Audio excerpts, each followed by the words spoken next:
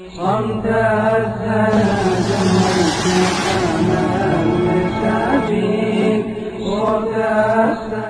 when the dark era reached its darkest, when many thought it was the judgment day and it's all over, Allah subhanahu wa ta'ala sends the ummah those who remind them of their duties and those who take charge. Among them, as I said, is Sayfuddin Qutuz. He tried to unite the ummah. But you know, among his biggest obstacles was the lack of izzah and lack of yaqeen in the hearts of the ummah during his time. He wanted a small, tiny victory so that he can resuscitate optimism into the hearts of the ummah, into the dead hearts of the ummah back then. The army of the enemy back then was referred to, like many of the armies today, the undefeatable army. So the Muslims were terrified.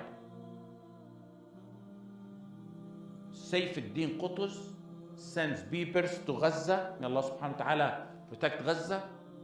And he sends with him a small portion of his army to trick and drag the enemy into a battle, while the major portion of the army was way back out of sight. That small unit was supposed to drag the enemy into a battle, and the enemy, of course, would be unprepared, thinking it's just a small group of people. And then the remaining Muslim army would come and rush them.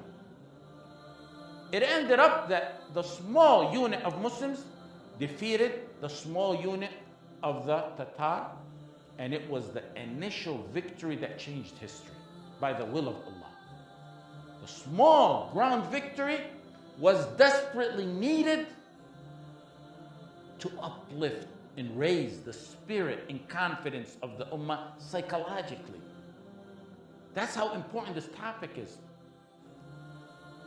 That battle blew the defeatist mentality out of the minds of the Muslims, and it led to the more famous battle of Ain Jalut, which was the beginning of the end for the Tatar.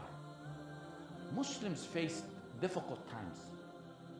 Some were more difficult than what we're going through. But a Muslim must not be defeated in the face of the challenges he faces, no matter how mighty they are. A believer is not crushed by problems despite their ferocity. A Muslim cannot be defeated by hardships.